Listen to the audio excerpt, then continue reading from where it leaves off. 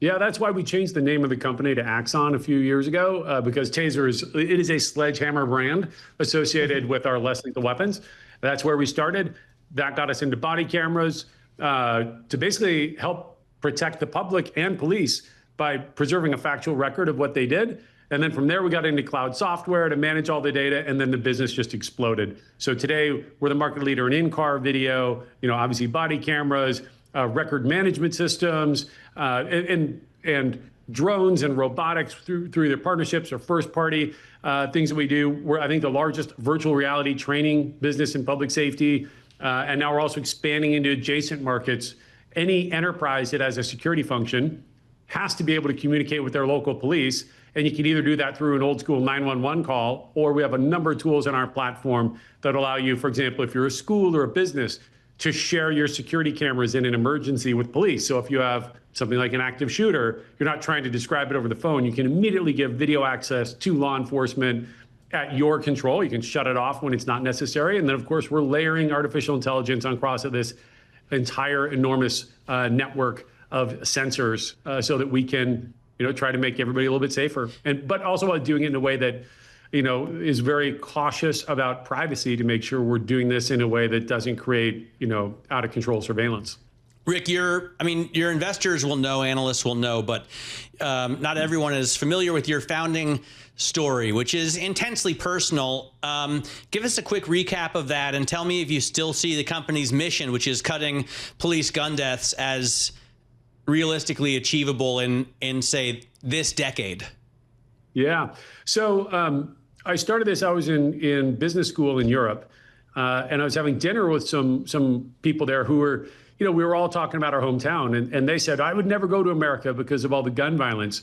And I said, well, hold on, it's not like you see on television. And then one of them asked me, do you know anybody who's been shot and killed? And as I thought about it, well, yeah, there's two guys from my high school football team. And look, we weren't super close friends, but that's not the point. The point of it was that all of us, I mean, I bet each of you know people in your immediate circle who've been shot and killed. This is a problem that touches everybody. And by the time I added it up, I think I know 5 or 6 people who've been shot and killed. And that just struck me as a bizarre state of the universe, that the way we protect ourselves in the 1990s, much less 2025, is shooting bullets at people. We were doing that with like pirates in the 1600s. And so we're on a mission to make the bullet obsolete by creating better technology, basically something similar to Captain Kirk's phaser from Star Trek fame. That's what we're out to build, because if we have that weapon, it would no longer make sense to shoot anybody. And yeah, we're getting pretty close. It's not wireless like Captain Kirk's, but we are approaching a level of reliability where we now have countries outside of the U.S. talking about using the TASER instead of a gun. In the U.S., we wouldn't suggest that, but we can suggest that the TASER is getting to the point where you would use it first. It would become your primary weapon, and the gun would be more of a backup only for the most extreme cases. And if we achieve that, then yeah, we think we can cut gun deaths in American policing by 50%. By 2033 is our goal. So, as you can understand, we're all feeling a little sensitive this week here in New York City following the active shooter at a office building on Park Avenue last week, where individuals lost their lives, as well as a policeman lost his life. So tell me about the numbers where you are seeing that as a result of your devices, that things are getting better, at least for, police folks and security folks.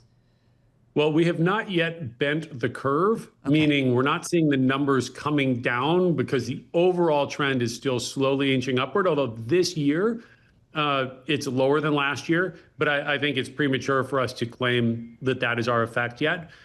We do know that over the past 30 years I've been doing this, there's around 300,000 uses where police could have been legally justified to use lethal force, but they were able to resolve it with a TASER instead. Mm-hmm. This next 2 years is going to really be critical, because up until now, TASER weapons have been largely used not really in the most critical situations. They would use it to capture somebody who is potentially violent but not an immediate risk. We've introduced a couple of key technologies that we're testing now in the field, and I can go into detail if you're interested, that we think move our effective reliability up into the 99% area, at which point then we think it becomes reasonable that police would begin using TASER as their primary first weapon, always keeping the gun as a fallback.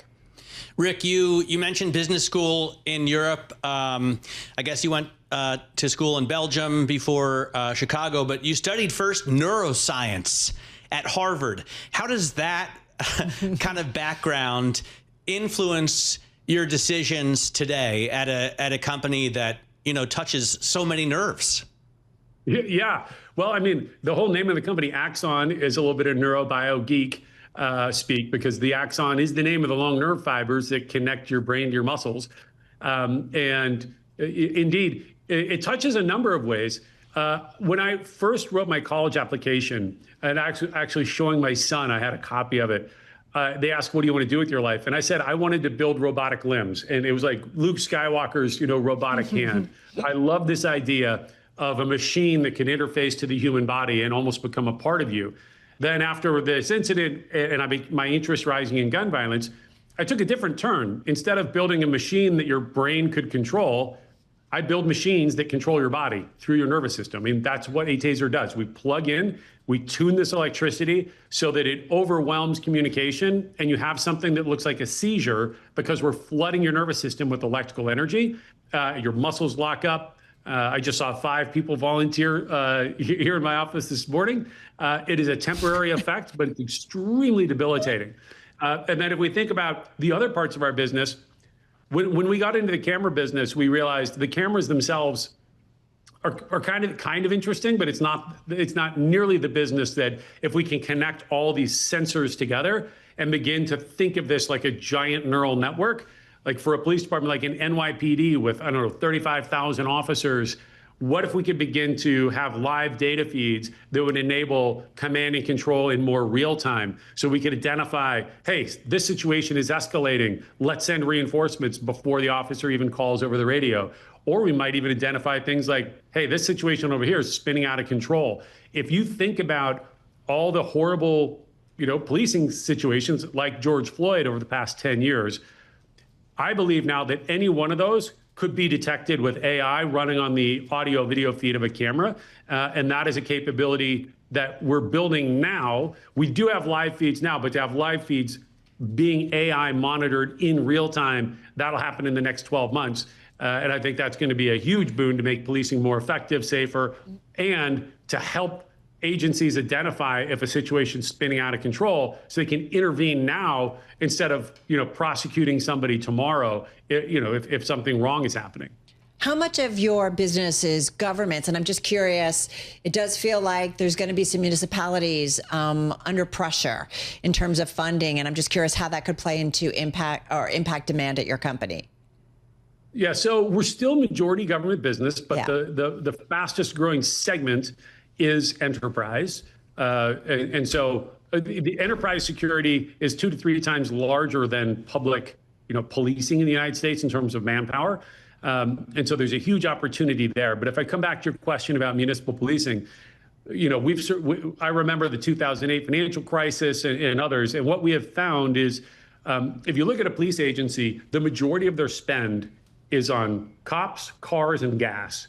That's like 90-some% of their spend. Mm-hmm. So their tech spend is a relatively small portion of their overall budget. And when budgets get compressed, what we see is they really look to technology where they're saying, look, we need to get more efficient. We can't just throw bodies at things. And I'll give you one example. Our first major AI product using generative AI is a service called Draft One. And what we do very simply, we take your body camera footage, we feed it through an AI model, and we actually just use the audio. We don't even need the video. We use the audio track, and we do the first draft of your police report. Because it turns out, police interactions are pretty standard. Hello, ma'am, what's your name, date of birth? Do you know why I stopped you? And you can, from that, extract the information that we need to put the structured report narrative together to about the 80% completion. And that basically means we're cutting the amount of time police spend on bureaucracy by up to 60 or 70%, which means they're out doing more police work. Huge, because only 14% of police departments across the nation are actually fully staffed. And in the most recent survey, 75% of police who responded said they do want AI to help them out. It seems like and this is not a pun on your neuroscience degree, but it seems like a no-brainer. It's a little bit of a pun. I'm a little biased, but I think so. Hey, just 30 seconds. I'm curious because we talked about, I think robotics kind of came up, and you talked about your interest. Empire Strikes Back. The last scene, Luke Skywalker with his hand. Yes. Is robotics something that you guys are thinking in terms of security going forward? Is that an area that you guys might pursue at some point? Stay tuned. Stay tuned. The solution to the American gun violence problem, in my personal belief, is we've got to change the game. And what I mean by that is today when an active shooter shows up, they have no illusions they're going to come out of it alive. They want to go down in some sick, twisted vision of a glorious gun battle with the police. In a couple of years, we are going to deny them that. If you show up with a gun somewhere, we will zip in very quickly with a robot using less lethal force. You'll be arrested and under control very quickly, and we're going to deny them the entire sort of motivation to get in gunfights. And I think we can do things with drones and robotics that you could never do with people, and we can do it without having to resort to lethal force. So stay tuned. We're making a big play in that space.